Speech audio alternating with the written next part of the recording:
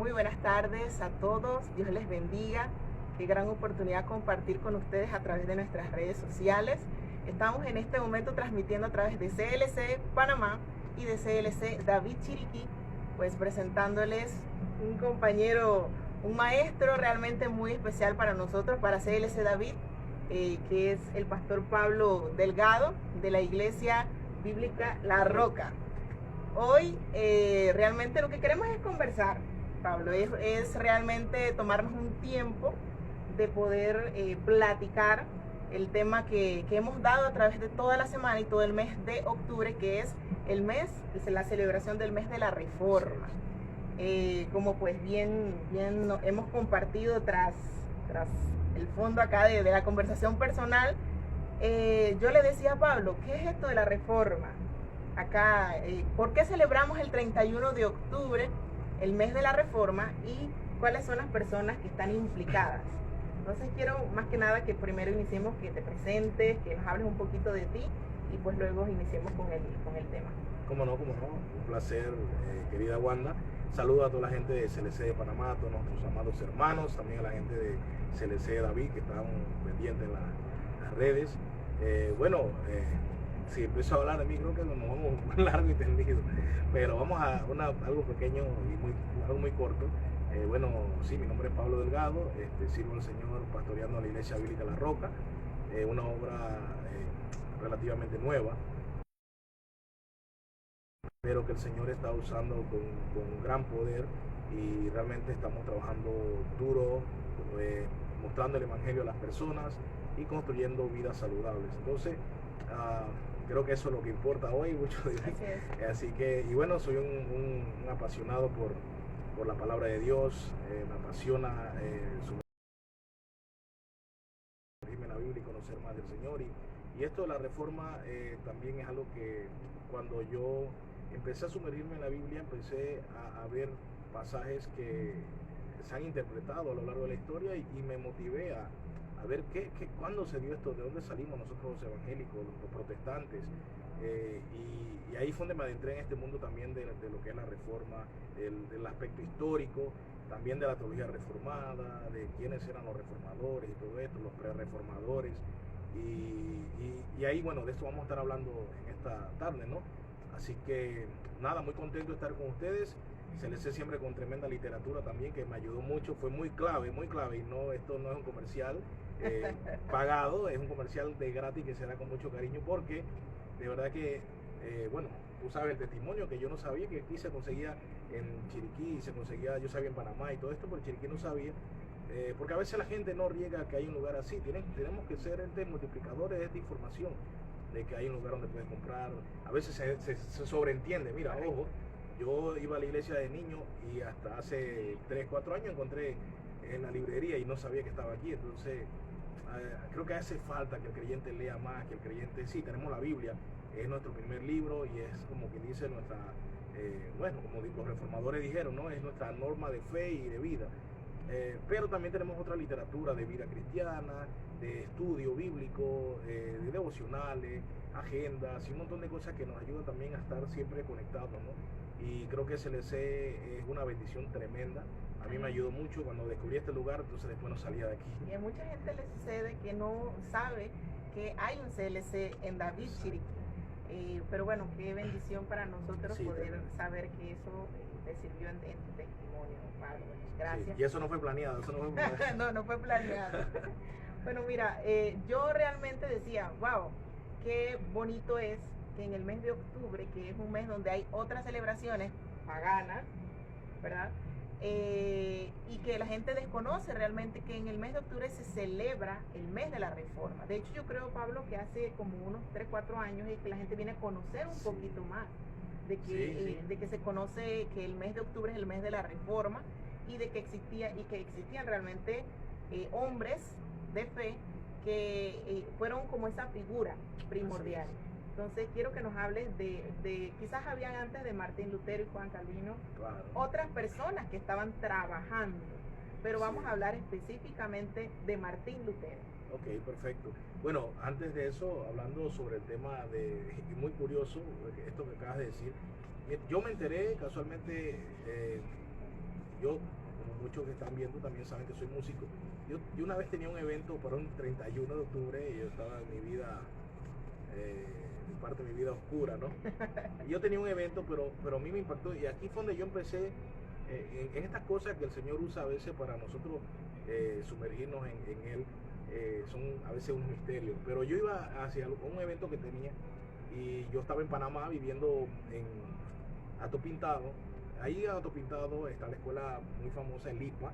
El IPA, ahí está la iglesia metodista también. Y yo vivía en unos apartamentos ahí arriba y vieras que yo iba para mi evento el 31 de octubre y entonces cuando voy yo a tocar un evento de Halloween, gracias a Dios ya me sacó de eso. Me encuentro con un pastor amigo mío que se llama Pedro. Y entonces yo, hey Pedro, ¿cómo estás? Y él me dice, hey Pablito, ¿cómo va todo? Bien, aquí chévere. Que no sé, eso fue hace como 12 años. Como 12 años. Y entonces yo le digo yo, por molestar al pastor, le digo, pastor, ¿vas a celebrar Halloween? Y me dice, oye, no vieras que nosotros celebramos la reforma. Y yo me quedé así. ¿Qué? Allí yo descubrí, yo dije, 31 de octubre no es Halloween. Y me dice, no, nosotros en la iglesia metodista celebramos la reforma los 31, hacemos un culto especial de la reforma, esto y lo otro. Y allí fue donde yo dije, oh, hay otra celebración. Entonces me sentí, yo estaba, como dije, estaba apartado, estaba así, ¿no? Y en eso fue cuando yo me quedé como redarguido, impactado. Y dije, yo estoy celebrando una cosa cuando hay una cosa que se llama la reforma, que a lo que me explicó por encima, era un movimiento que cambió el cristianismo, en la dirección que iba, cada día apartándose más de la Biblia, y por eso entonces estamos los evangélicos y los protestantes, ¿no?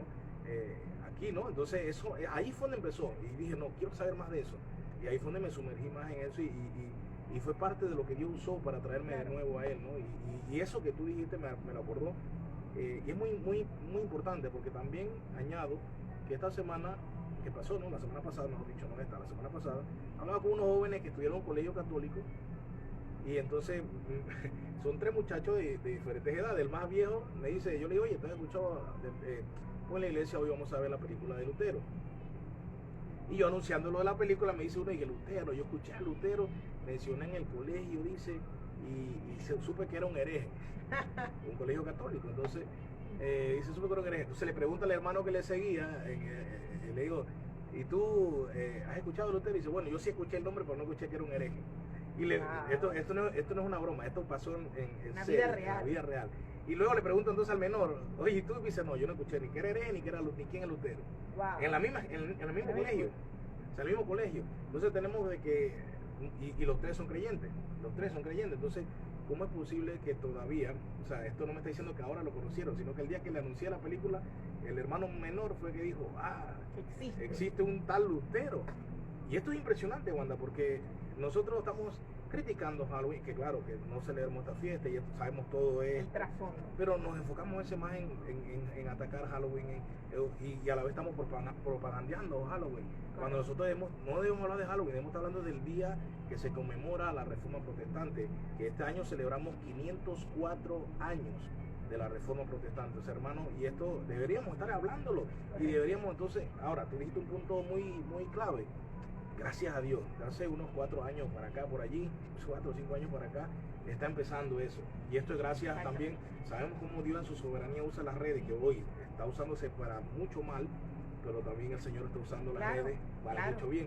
Y gracias a ese alcance de las redes, ya la gente está hablando de la reforma. Vemos iglesias de sana doctrina que están posteando cosas el domingo. Hay muchas iglesias, y encima este año cayó domingo, que cae al pie porque todo el mundo está en la iglesia el domingo, o debería en la iglesia el domingo, y cae entonces como esta celebración, ¿no? Y de verdad que muy contento, porque me alegro de que Dios esté usando algo que se está usando tanto para el mal, también para que la gente conozca sus raíces del evangelio, las raíces de donde venimos nosotros. Claro, porque incluso yo compartí ayer con Sara en el live que tenemos todos los viernes de Notivedades, que después de el movimiento que hubo del cristianismo, la reforma se considera como uno de los movimientos más grandes. Exacto. Después de eso, ¿no? Y yo quiero que me compartas cuáles fueron esas cosas, unos datitos que hicieron que se levantara esa revolución de la reforma. Bueno, En el siglo XII, bueno, no quería que los mencionara porque sé que nos vamos a ir muy largo, pero no, voy a nada más algo pequeño, puntuales. Ya había hombres como Pedro Baldo en Francia, que el Señor estaba inquietando a que hiciera un cambio en la Iglesia Católica Romana, para pasar muy por encima. Luego de eso entonces tenemos a Wycliffe en Inglaterra también. De hecho empezó con la traducción porque él no entendía el latín muy bien, entonces pidió a unos expertos que le tradujeran al inglés, y así empezó a hacer así fue que inició la traducción de la Biblia al inglés. Claro, obviamente no terminó, pero ya eso empezó a despertar algo, había una inconformidad. Wycliffe se quejaba, y esto es importante porque Lutero es lo que va a llevar a clavar sus 95 tesis. Wycliffe se quejaba de que la iglesia andaba tratando de conseguir dinero y buscando medios para obtener dinero. Entonces Wycliffe decía, pero si Dios ha llamado más a ser pobres que a acumular riqueza. Entonces de ahí ya empezó esto, que obviamente hace con Lutero. Luego entonces tenemos, pasando por Bohemia, tenemos a Juan Hus, que Juan Hus entonces también empieza a pronunciarse contra la indulgencia, empieza a pronunciarse contra todas estas doctrinas de la Iglesia Católica que él veía que no eran apegadas a la Escritura. Luego pasamos entonces a un italiano que se llama, se me olvidó el nombre, pero Savonarola, es un nombre todo raro, Savonarola.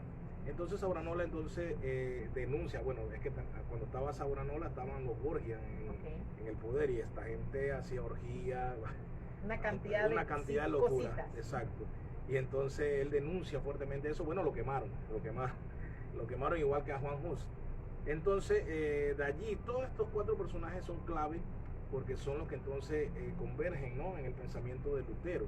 Y Lutero entonces, que tenía una lucha, ¿no?, con esto de la justificación y todo esto, ya ve cuando el sacerdote el monje Setzel empieza entonces claro, es que Setzel era un man con mucha elocuencia, mucho poder de convencimiento. Entonces lo contratan a él para que empiece a recoger plata para la Basílica de San Pedro y todo esto. Y a través de las indulgencias. A través de la venta de indulgencias. De hecho, hay una cancioncita que se cantaba para eso, que era, no sé el tono, pero la gente decía, oye, tú eres músico, cántala, no, pero era de que como tan pronto como la moneda en el cofre suena, el alma del purgatorio vuela. Wow. Sí, rima, eso sí, tenía una buena rima. Podemos ponerle musiquita. O sea que mientras iban llevando el documento de la indulgencia, iban cantando. Ajá, iban cantando eso. Entonces, obviamente Lutero, cuando se entera de esto, se ofende. Y entonces cuando él escribe 95 tesis contra esto, ¿no?, contra las riquezas que quería acumular la Iglesia Católica y contra la indulgencia. Y algo importante es que Lutero toma este pensamiento de Juan Hus, de Savonarola, de Wycliffe y de Baldo, y entonces es lo que lo impulsa a él, pero obviamente él sabe, los 2 antes de él fueron quemados, claro. Y él dice, wow, esto me puede esperar, pero el amor por la iglesia, primero por Dios, obviamente no puede haber amor por la iglesia de Dios si no hay amor por Dios. Entonces lo lleva a él, entonces en esta noche del 31 de octubre de 1517, otra cosa, se ha escogido ese día. La reforma, muchos dicen que empezó realmente en 1521, pero esas son entrar en polémicas tontas, hermano. El 31 de octubre de 1517 se escogió como el día de conmemoración de la reforma, ¿no?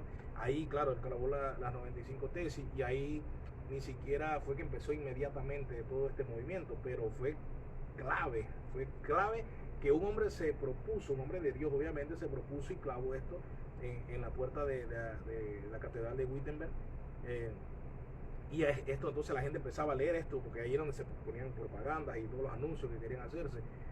Pero hay algo interesante, Wanda, es que, mira, cuando Martín hace esto, Martín con confianza, ¿no? Ajá, nuestro amigo. Nuestro amigo, cuando Lutero hace esto, vieras que él no tenía en su mente sola escritura, no tenía sola fide, él simplemente en las 95 tesis, de hecho que, bueno, no sé si es el momento, pero sí, es el momento. Aquí, para que la lean, ¿no? Para que la lean y también tengan aquí está, es que lo vi aquí de una vez, y entonces ahí se puede usted enterar y puede leer. Es un documento muy bueno que es recomendado para que nosotros entendamos bien cómo se dio esto. Y el pronunciamiento de Martín realmente era centrado en las indulgencias, Y ojo, que él no estaba en contra totalmente de la indulgencia, estaba en contra de cómo se estaba manejando eso. Eso es muy importante, porque miren cómo Dios trabajó algo que a él le inquietaba, pero luego, gracias al juicio que él recibe en la dieta de Born, casualmente que ahí entonces lo enjuician, lo encaran y dice que se retracte. Es importante cómo el Espíritu Santo le pone las palabras y cómo él, para no hacer la real historia nada más, la parte importante de esa discusión es cuando él dice: si no se me convence por la palabra de Dios, no me retractaré. Wow. Entonces allí es la gente se queda y dice: wow, espérate, aquí hay algo, aquí hay algo. Y de allí es que sale entonces luego lo que es sola escritura, ¿no? Esa primera sola, ¿no? Que entra en las 5 solas de la Reforma.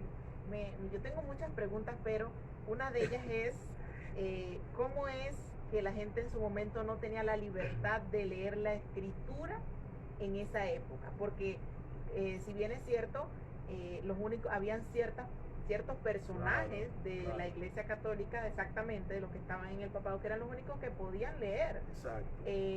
La plebe, como se puede llamar, o la gente común, el vulgo no tenía esa libertad, no tenía la libertad de nada más, yo tengo que saber lo que dice la escritura de acuerdo a lo que tú predicas. Exacto.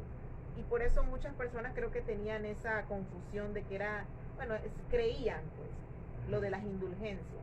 Claro. Entonces yo quiero que me compartas un poco cómo se llevó ese momento de que las personas empezaron a preguntarse: ¿y dónde está eso? ¿Por dónde dice eso? Eso yo nunca lo he escuchado.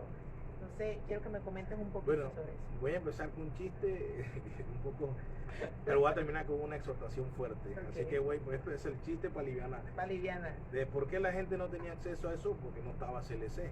Está bueno. Hey, este pedacito, después hablamos después hablamos de indulgencia. Sí. Bueno, la verdad que, bueno, por eso hay que empezar con un chiste para suavizar. Pero esa pregunta es muy buena, Wanda, muy buena. Primero porque esa pregunta, su respuesta nos va a confrontar. La gente no entendía el latín. El latín era una lengua sacra, y más, imagínate, inclusive en Bizancio, que era la otra parte de la iglesia ortodoxa, la misa era en griego. O sea, la gente que no hablaba en griego o latín no entendía nada. Entonces, imagínate, tú te imaginas ir a un servicio donde tú estés así escuchando un idioma que tú no conoces y tú, mamá, digas amén, amén. Y de repente entonces lo que se te interpreta a ti del líder religioso que sea, tú no tengas forma de corroborar. Claro. También no todo el mundo, pues casi nadie tenía acceso, a menos que fueses obviamente del clero, ¿no? Tenías acceso a Biblias. Entonces todo esto era como que, bueno, me tengo que conformar con lo que me dicen ahí. Y si ahí me dicen esta cosa, esto es así. Claro. Entonces, claro, todo eso te dice, yo te digo, no, mira, también recordemos la falta de educación también. A pesar de que las universidades ya estaban funcionando, eran muy costosas porque el conocimiento era caro, porque era un conocimiento universal que la gente, por eso se llama universidad, ¿no? Entonces, bueno, todo esto se daba y era muy difícil que la gente pudiera entender la Biblia por sí mismo. Entonces, esto obviamente le da poder, ¿cómo se llama? Al papado en su momento, y entonces ellos interpretan como la gana, manipulan a la gente, le dicen esto hace lo otro. O sea, tú ves a un hombre letrado que ha estudiado en un seminario, una universidad, teología y todo esto. Entonces cuando el hombre habla, de hecho hoy pasa eso mucho. Si tú ves eso, hoy habla una persona que dice, no, que tengo título esto, que tengo título esto, y tengo título. Entonces la otra persona que no tiene eso se da intimidad. Claro. Y a tal punto que a veces termina aceptando tú lo que la persona dice. ¿Qué pasa en nuestros púlpitos hoy? Nuestro púlpito, y esto no es contra ninguna, simplemente para un comentario, para que usted que está viéndonos, usted entienda algo, hermano. Mucha gente murió por la traducción que usted tiene en sus manos. O sea, la versión de la Biblia que usted tenga en sus manos, la que sea que usted tenga en sus manos, a menos que sea si usted tiene la Vulgata Latina, entonces no. Pero si tiene otra versión que no sea la Vulgata Latina, hay gente que murió, hermano. O sea, hermano, hay gente que murió para que tú tengas esa Biblia y que tú no la leas. Eso es una falta de respeto al mismo Señor, porque hay gente que murió por eso, para que tengamos esto, para que tengamos Biblias. Entonces debemos valorar eso también, debemos valorar eso, y por eso dije que iba a concluir esa respuesta con una exhortación, porque hoy podemos hacerlo. Claro. Hoy yo puedo tener Reina Valera, nueva versión internacional, sin satanizar eso y no comer cuenta, ¿no? Porque hay mucha locura por las redes, ¿no? Tenemos nueva versión internacional, nueva traducción viviente, Dios habla hoy. Tenemos inclusive la Biblia de Jerusalén, que es una versión católica, buenísima traducción, buenísima. Lo que pasa es que seguimos todavía como en el oscurantismo, ¿no? Correcto. Creyendo de que no, que esa Biblia católica, no. Hermano, sí, y esa era otra pregunta que yo tenía. Adelante. Porque casualmente muchos dirán, no, es que es un monje católico y nosotros somos protestantes, cristiano, evangélico, etcétera, cualquier título que le quieran colocar, pero hay algo curioso. ¿De dónde nacemos nosotros? ¿De dónde nacen los evangélicos protestantes? ¿De dónde nacemos? Tú lo acabas de mencionar. ¿De dónde nacen los evangélicos protestantes? Bueno, lo que se da en la Reforma es una protesta. Es una protesta. Por eso a los que siguieron las enseñanzas de la Reforma le llamaban protestantes. Y es que por eso que la Reforma, hermano, usted debe empaparse, porque ahí entonces viene de nuevo una exhortación. Hoy seguimos llamándonos protestantes, aunque no se use mucho, nosotros seguimos siendo protestantes, no importa si era Iglesia de Dios Cuadrangular, cualquier concilio, no importa, el concilio que tú seas, si eres evangélico, si en tu nombre de tu iglesia aparece la palabra evangélica, tú saliste de la Reforma protestante. El problema es que hoy ya no se protesta nada, y eso es algo que nos debe también, por eso hay que meterse en la historia de nuestras raíces, dónde salen las iglesias evangélicas, dónde sale la iglesia protestante, porque la iglesia evangélica se llama así porque recupera el evangelio bíblico, lo que se había perdido, lo que se había dejado a un lado por un evangelio muerto, un evangelio de obras, un evangelio basado en cosas que no son de la Biblia, sino del hombre. Entonces, con esto lo que nosotros podemos ver allí es cómo sale de este movimiento lo que son los protestantes.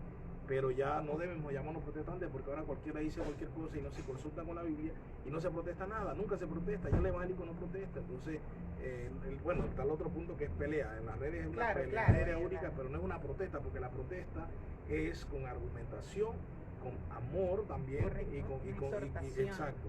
Pero no es pelear por cuestiones egocéntricas, ¿no? Como se oye en las redes, aprovecho también para decir eso. Entonces, el asunto allí es que nosotros somos protestantes por ese movimiento, por la Reforma protestante, como se llama completo, la Reforma protestante. Ese movimiento es el movimiento que da a luz, por decirlo así, en las iglesias evangélicas de hoy en día. De verdad que me emociona mucho escuchar esto, porque nos motiva, nos confronta también. Yo incluso siempre he dicho que algunos años atrás había gente más valiente, con más coraje, ¿no?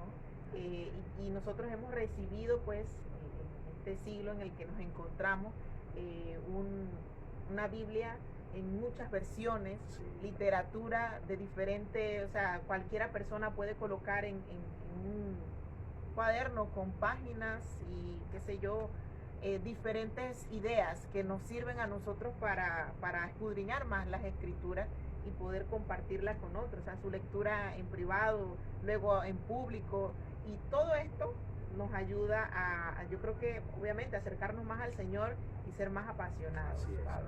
Pero bueno, otra cosa que quería preguntarte, luego de conocer cómo Martín Lutero fue movido a escribir esto de las 95 tesis, ¿de dónde salen las 5 solas?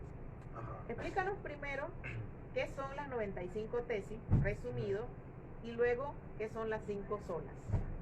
Bueno, las 95 tesis, que como pueden ver de nuevo, aquí está en el libro. Sí, bueno, vamos a eso ahí. Las 95 tesis están en CLC. Tenemos varios libros que tienen referencia de las 95 tesis, y uno que me encanta.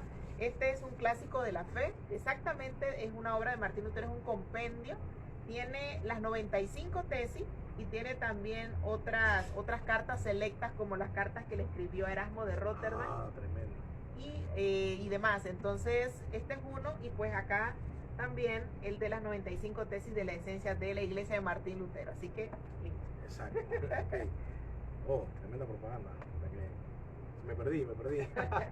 Bueno, entonces, el asunto de las 95 tesis cierra el pensamiento protestante de Lutero hacia la indulgencia, hacia la manera que estaba usando la Iglesia Católica para recoger dinero. Y él se indigna grandemente. Entonces de allí, como te decía un rato, es que sale esto de que él clava las 95 tesis. Las 95 tesis vamos a encontrar cosas como de que si el Papa quiere hacer la iglesia, ¿por qué no la paga él con suficiente plata que tiene? Correcto. O sea, no es necesario quitarle a los pobres. O sea, vamos a encontrar puras cosas que son referentes a que por qué tiene que pagar la gente pobre, por qué el Papa... Ese, prácticamente ese es el... Curioso que solo esté referente al dinero. Sí. Sí, exacto. Mucha gente cree que él se estaba quejando ahí del purgatorio, gente que se estaba quejando de sola escritura. No, ese es un error que se piensa.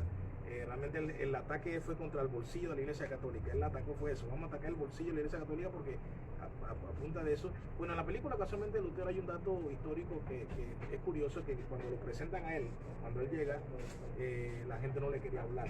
Wow. Y entonces le pregunta, bueno, sabemos que en la película a veces hay unos datos históricos que no son tan fiables, pero en el contexto yo sí lo creo plausible, porque dice que no le querían hablar. Entonces él le pregunta al otro fraile, él dice, oye, la gente como que me odia, ni me conoce y me odia. Y le dice el otro, no, lo que pasa es que cada vez que ven a un monje aquí, ellos siempre le vienen a pedir plata y a maltratarlo y quitarle plata. Entonces él dice, oh, entonces ya eso hizo la alarma, ¿no? La alarma en Lutero. Y empezó a investigar, pero eso fue lo que despertó eso, porque Lutero se sintió tan mal de ver cómo la gente lo miraba, lo rechazaba. O sea, lo rechazaba, y es que digo, este otro que viene a pedir plata, otro que viene a quitarnos lo que tenemos, correcto, otro que viene. Entonces, obviamente la gente no decía otro que viene a lavarnos la cabeza, porque ellos no entendían. Ellos decían, no, ellos tienen la verdad, pero no tienen pisoteado, no funcionan, exacto. Entonces, eso es lo primero que ya a Lutero le llama la atención. Pero recordemos que en el 1500, estamos hablando de que él clavó la tesis en 1517, pero en 1512, o sea, 5 años atrás, él había tenido un conflicto con Dios fuerte, porque Lutero no entendía esto de la justificación.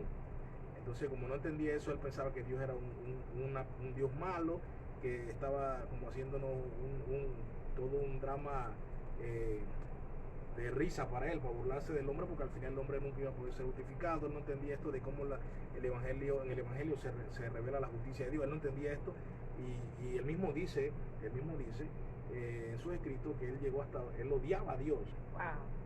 Lo odiaba a Dios porque veía como una burla a ese mensaje.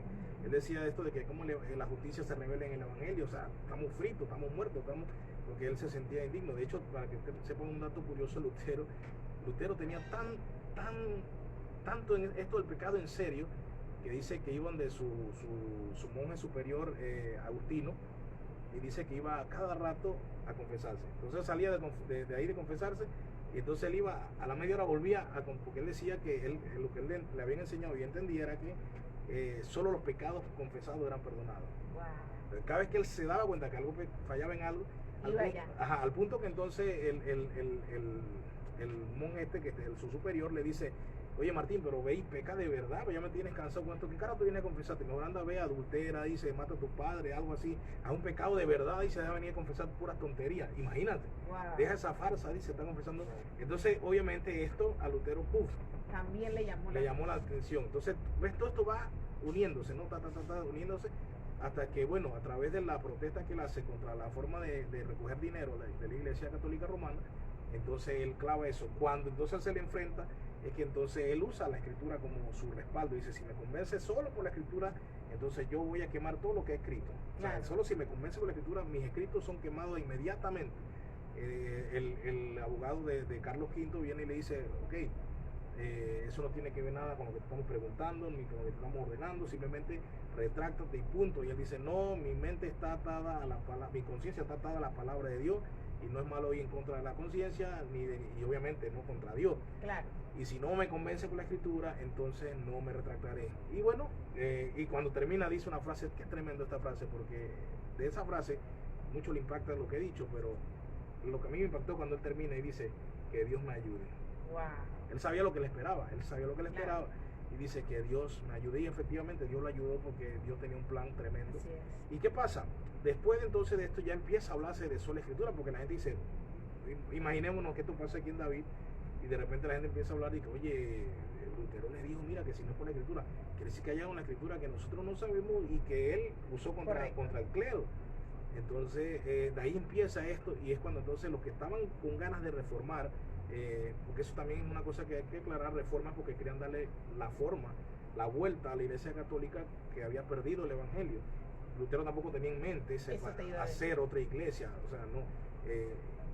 Y eso, perdona, y eso es muy importante porque el pensamiento de él en primera instancia no era como hacer algo nuevo. Exacto. Sino como, bueno, yo vengo ante ti y te presento esto que me parece que, mira, se puede mejorar. Exacto. Pero bueno, como Dios hace, como quiere, exacto, se usó de otra forma. El pensamiento luterano, bueno, el pensamiento luterano, el pensamiento lutero, era más bien como los profetas del Antiguo Testamento. Cada vez tú vas a ver que ellos quieren que Israel vuelva Correcto. a la senda antigua. Hay un llamado a volver a la senda antigua. Entonces Lutero se inspira también en esto y él dice, bueno, volvamos al Evangelio. La Iglesia Católica Romana, él dice, tuvo el Evangelio, volvamos al Evangelio, se ha perdido, hay un montón de cosas. Él empieza a cuestionar muchas cosas en la universidad y todo esto.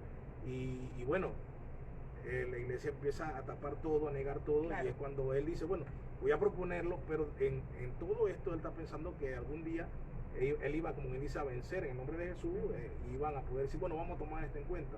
Lo que no sabía era que Dios tenía, bueno, en su soberanía, él sabía que iba a tomar otro rumbo. Luego de esto, entonces, el lema entonces se convierte en la justificación, porque es el que 5 años antes de clavar la 95 tesis, él ya había tenido este conflicto y obviamente Dios viene y le ilumina la escritura y él entiende que es una justificación, una justicia pasiva, no una justicia activa como él pensaba antes. Correcto. Y él entonces se da cuenta que solo somos justificados por la fe en Cristo. Entonces de ahí sale sola fide. Entonces sola fide es apoyada por sola escritura. Luego, para que tú sepas, realmente se han propuesto hasta 20, 25 solas. Pero solamente estas 5 solas son las que realmente son como las que tienen todo el concentrado. No se hicieron juntas, para que sepan, no se hicieron juntas, no salieron todas. De que, bueno, nos reunimos y ya tenemos las 5 solas. Fueron saliendo paulatinamente. Luego salió entonces sola gracia, porque obviamente la justificación es por fe, por la fe en Cristo, pero ¿qué me hace obtener esa fe? Y es la gracia de Dios. Y entonces obviamente sale sola gracia o sola gratia, y luego sale entonces solo Cristo, que es solo Cristo, o sea, solo por medio de Cristo, solo Cristo el mediador.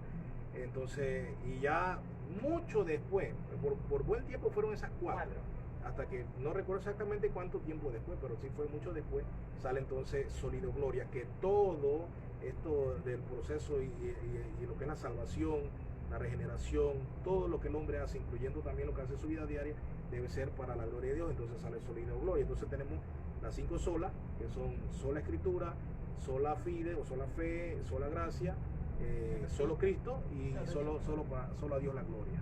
Entonces esas son las 5 solas, que también para mi sorpresa, Wanda, vieras que en la iglesia muchos creyentes no saben las 5 solas. Tú puedes hacer y esto lo digo sin ánimo de o sea, entiéndame, lo que yo digo es la preocupación para que conozcamos, porque nosotros como protestantes, esas son nuestras bases. Correcto. O sea, las 5 solas son como que dice el ABC que nosotros debemos saber como creyentes protestantes, como hablamos de cualquier concilio. Si eres evangélico, debes conocer las 5 solas. ¿Por qué? Porque las 5 solas, en esos 5 nombres, esos 5 términos, facilitó nosotros, recordamos el evangelio. O sea, cuando estoy siendo atacado por una doctrina rara en una iglesia, yo me voy a lo que motivó esa ruptura, a lo que motivó esa separación del evangelio corrupto del evangelio verdadero. Entonces yo recuerdo, ok, sola escritura, entonces todo lo que se me diga debe estar en la palabra. Cuando yo empiezo a ser perturbado por algunas doctrinas en cuanto a la salvación, yo recuerdo la sola fide, recuerdo la sola gracia, y eso me da como esa energía para poder, ¿ya? Después entonces solo Cristo, obviamente, solo Cristo, digo, sí, el mediador, ¿no? O sea, no hay otro, y de allí entonces entender que nuestra vida, todo lo que hacemos debe ser para la gloria de Dios. Digo, si yo recuerdo Solido Gloria todos los días de mi vida, eso ya es un recordatorio. Ojo, va a hacer esto, ¿eso le da la gloria de Dios? No, Solido Gloria. Mira que te están proponiendo algo extraño, algo que no agrada a Dios, Solido Gloria. Eso, entonces vemos que realmente es algo muy saludable que la iglesia hoy enseñe a los niños, a los jóvenes y a los adultos, obviamente, estas 5 solas. La gente no, que vas a ser luterano, no, que vas a ser el otro, que vas a ser guía. No. Esto es evangelio, esto no es denominación. Las 5 solas no son denominación, ese es el evangelio. Son 5 puntos sacados del evangelio que simplemente son como recorderis que tenemos en términos fáciles para poder estar activos en el evangelio. Excelente. Yo solo quiero, para terminar con Martín Lutero, y que nos hables un poquito nada más de cómo, un poquito nada más, de cómo hoy en día la reforma ha impactado la iglesia, o cómo la puede impactar, porque a mí me emociona el hecho de que la iglesia pueda reformarse aún más en muchas de estas cosas que mencionaste, de las herejías que penetran la iglesia, y muchas de esas herejías, Pablo, que lamentablemente entran en la iglesia. Casualmente Miguel Núñez hablaba de que una de las herejías más grandes de la historia ha sido la de la prosperidad, porque penetra en el corazón del hombre y compromete el nombre de Jesús. Porque nos hace soñar de que en el nombre de Jesús yo voy a tener tal y tal cosa. Entonces, a veces no sucede así, y es una de las herejías más grandes, de hecho, que él decía, que ha penetrado la iglesia. Pero quiero que me cuentes solo una cosita. Martín Lutero, entonces decide escribir las 95 tesis, a modo de conocimiento, hermanos, que están a través de las redes. Escribe las 95 tesis, y ¿dónde él va? ¿A una imprenta? ¿Dónde? ¿Cómo él hace? Porque yo tengo entendido, Pablo, que solo había una imprenta en esa ciudad. La imprenta de Gutenberg. Y luego él va decidido y va a clavar las 95 tesis en la puerta, sin temor. Bueno, es que el nombre te provoca confusión, porque está la imprenta de Gutenberg y está la puerta de Wittenberg. Correcto. Son dos lugares diferentes. Sí, que a veces confunden, ¿no? Por eso. Me hiciste una pregunta que, responderla en 5 minutos voy a tratar. No me pida menos de 5 minutos, porque hay cosas muy importantes ahí. Primero, voy a ir breve. Antes, cuando hablamos de cómo la Biblia llegó a las personas, inclusive se me olvidó ese detalle, cómo Dios orquesta todo. Es que a mí me impresiona, y hermano, usted debería asombrarse con Dios todos los días de ver cómo Él desarrolla su maravilloso plan. Los invito a maravillarse todos los días. Dice A.W. Tozer, que también aquí hay libros bastante de él, de Tozer, que una característica de la adoración es la fascinación, el asombro, y debemos asombrarnos diariamente con la majestad de Dios. Cierro a Tozer, seguimos con Lutero. Entonces, mira todo esto, ¿cuándo se da todo esto de la reforma? Y 50 años atrás, porque en 1453, si no me equivoco, 1453 es que se inventa la imprenta. O sea, esto ya nos vuela la cabeza. Se inventa la imprenta, o sea, el Señor orquestó que se inventara la imprenta, porque lo que venía era una tanda de Biblia y traducciones que se iban obviamente la imprenta ayudó a que la difusión en las tesis de Lutero ayudó tremendamente. Entonces, eso es un punto, ¿no? Que la imprenta de Gutenberg fue un punto clave en la reforma. Bueno, inclusive de allí es que también marca un gran cisma también que se da, ¿no? Y divide lo que era cierra el oscurantismo, y entonces viene esta época que se conoce como el Renacimiento ya. Entonces, cuando nosotros entendemos esto, vemos esto que ayuda a la difusión de las 95 tesis de Lutero, pero luego entonces nosotros vemos que estas tesis empiezan a hacer un conocido, o sea, en esa época más que nada. Pero de ahí entonces tenemos otro acontecimiento. Hablando del mundo conocido, viene en 1492, viene esto de que entonces Cristóbal Colón llega a América. Y entonces cuando llega Cristóbal Colón a América, obviamente coloniza y llega a América en las partes de acá, ¿no? Porque sabemos que el Mayflower y todo esto llegaron a los Estados Unidos, los ingleses, irlandeses y esto. Pero nosotros vienen y nos colonizan son los españoles, y Portugal, Brasil. Entonces, esto también es importante, Wanda, que lo tocaste, porque como esto se da de esta forma, la reforma no nos llega a nosotros. La reforma no nos llega a nosotros porque como llegó Colón a imponer el catolicismo romano a todas las tribus y pueblos de Latinoamérica, y incluyendo Portugal, que lo impone en Brasil, la reforma no nos llega, hermano. Pasa esto, por eso nosotros también influye, que por eso estamos despertando a eso, porque la reforma no nos llegó. Y hubo un intento en 1556, si no me equivoco, 1556, donde Juan Calvino manda 14 misioneros a Brasil. Y bueno, lastimosamente uno de ellos se mezcló en cosas terribles, en moralidad y todo. Entonces, con vergüenza, los otros tuvieron que, además de ser perseguidos, tuvieron que entonces regresar y ya eso chocó allí. Luego se da el gran avivamiento en 1730 por allí, el primer gran despertar, ¿no? Liderado por Jonathan Edwards, que hay un libro de Jonathan Edwards también. Sí, tremendo, clásico de la fe, Jonathan Edwards, tremendo. Y George Whitefield, ¿ya? Que fue también un pilar en lo que era la iglesia metodista, junto con John Wesley. Entonces George Whitefield y Jonathan Edwards son los promotores prácticamente humanos, ¿no? de este avivamiento, y tampoco eso no llega.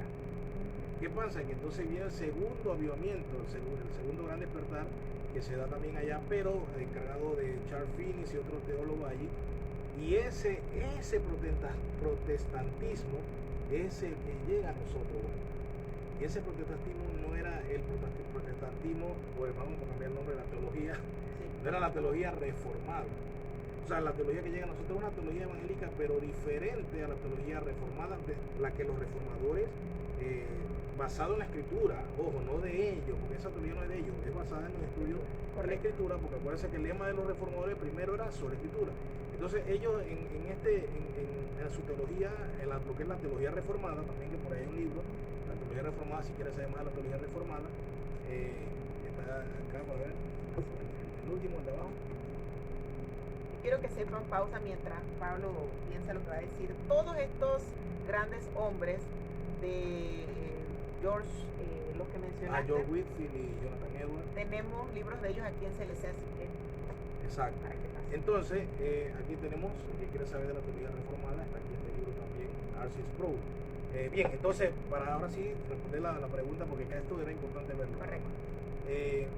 La pregunta de la reforma aquí no nos llegó hasta ahora que está llegando. Lastimosamente, por eso hay mucha doctrina, y tú hablaste de la doctrina de la prosperidad, porque la doctrina de la prosperidad es como decir un resurgimiento de las indulgencias de la Iglesia Católica Romana. Correcto. Como el pueblo no está empapado en la teología reformada ni en este movimiento, no entienden eso y han dejado de nuevo que le metan ese caballo de Troya en el Evangelio. Entonces, por eso ha sido tan dañina. Ha sido tan dañina porque no tienen el escudo ese de conocimiento de la teología reformada ni del movimiento de la reforma. Entonces, como dice el dicho, le meten gato por liebre. Entonces muchos han sido contaminados, dañados grandemente con esta herejía. Si Lutero estuviese vivo, de nuevo clavaría 95 tesis, como lo hace. De hecho, para ir finalizando, hay un libro que nosotros tenemos aquí que se llama Las 95 tesis de Latinoamérica Despierta, de Miguel Núñez. Buenísimo. Esto es una cosa que definitivamente hasta incluso a nosotros nos confronta. Así es. Yo solamente voy a leer uno pequeño, que dice la tesis número 30: oramos para entrar en la voluntad de Dios, no para cambiarla. Entonces tiene el texto, ¿verdad?, basado en un texto en específico, el Salmo 50, y él hace una breve descripción de lo que significa estar en la voluntad de Dios o entender la voluntad del Señor. Entonces, de hecho me da risa porque este libro es de Pablo, nosotros lo tenemos aquí, pero él lo trajo como mostrario y puso tremendo. Entonces, si para él fue tremendo, créame que esto es una cosa impresionante. Yo lo tengo también y me parece un libro increíble. Sí. Y él dice aquí, en la parte de atrás: hoy en día la iglesia se encuentra nuevamente en la necesidad de la reforma. Y nosotros volveremos a protestar. Entonces, ¿qué para finalizar, Pablo, cuál sería tu...? Bueno, para finalizar entonces, mira que lo que leíste allí ya es otra de las cosas que se ha metido en la herejía, de ahí de que ahora nosotros decretamos y declaramos, no voy a meter en esos rollos teológicos hoy, pero ahí está, léalo allí y vaya a la escritura y convérsase. Yo cierro mi participación, y gracias, Wanda, por la invitación, de verdad que muy contento de compartir con ustedes. Pero cierro con las palabras de Karl Barth, cuando él cita, según él, una frase de San Agustín de Hipona, que es Ecclesia Reformata Semper Reformanda. Y esa frase significa la iglesia reformada siempre reformándose. ¿Qué quiere decir, hermano? Y estas palabras que se dijeron en la década del 50, estas palabras nos llaman a esto. La iglesia siempre debe estar reformándose. O sea, la reforma no ha terminado. La reforma jamás, y Lutero, Calvino, Zwinglio, John Knox, todos ellos decían lo siguiente: el enemigo siempre va a estar atacando la iglesia. El enemigo no va a dejar en paz a la iglesia de Cristo. Por eso es que la reforma no es un evento que sucedió y terminó. La reforma es un evento que inició. Correcto. Inició y no terminará hasta que Cristo venga. Por eso es que la iglesia siempre debe estar reformándose. ¿Cómo? Con sola escritura. Con sola escritura. Bueno, lo único que les puedo dar para finalizar es que recuerden que en CLC Panamá tenemos toda la literatura correspondiente al mes de la Reforma. Tenemos la Biblia de la Reforma del doctor R.C. Sproul, que fue realmente un legado que nos dejó el doctor R.C. Sproul en la Biblia de la Reforma. Y hay mucha literatura, podría demorar aquí toda la tarde con el pastor para poder comentarles y hablar más sobre este tema. Lo que sí es cierto es que esto nos motiva, Pablo, nos insta a poder seguir leyendo la escritura y compartiéndola con aquellos pues, que el Señor coloca a nuestro lado. Y bueno, disculpa, nada más léele este libro bueno, que dice. Este es de César Vidal, que se llama El legado de la Reforma, una herencia para el futuro. Bien, no terminó allá y no fue solamente que vaya, estamos todavía en eso. Exactamente, así que bueno, les amamos. Gracias por conectarse con nosotros en esta tarde. Y bueno, síganos en nuestras redes sociales. Recuerden que estamos a través del Facebook y pues los que ya están con nosotros en CLC David y CLC Panamá. Está llegando literatura nueva, no deje de venir. Escríbanos y bueno, un abrazo, Pablo, despide. Bueno, gracias Wanda por la invitación, gracias a CLC. De verdad que este es como mi segunda casa. Bueno, mi tercera, primero mi casa, después la iglesia y CLC está de tercera. Pero de verdad que los invito, dense la vuelta por CLC, hay tremenda literatura.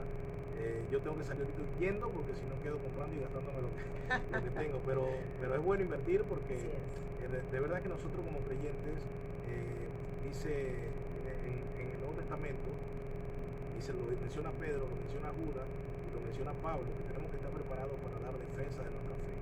Ya, eso se menciona en varias partes y muchas veces el creyente no está preparado para hacer defensa de la fe. ¿Por qué no está preparado? Porque no lee. Y tenemos la Biblia, claro, la Biblia es nuestra base, pero tenemos herramientas que nos ayudan a entender la Biblia. Si no estudian un instituto bíblico, si no tienen la facilidad de estudiar la Biblia seriamente en una institución, hay muchos libros que nos ayudan. Hay diccionarios bíblicos, hay atlas bíblicos. Visítenos y le vamos a ayudar. Sí, porque si no ya quedo hablando de todos los libros que hay. Pero de verdad que no se pierda esa oportunidad. Y gracias CLC, gracias Wanda. Gracias a ti. Ha sido un gusto enorme compartir con ustedes sobre este tema. Espero que a ustedes les impacte tanto como me impactó a mí. Así es. Y que ya cuando hablamos de 31 de octubre no piensen en Halloween. No. Yo no sé, ya yo no pienso en Halloween. Cuando el 31 de octubre para mí es la reforma. La reforma. Bendiciones, hasta luego. Chao.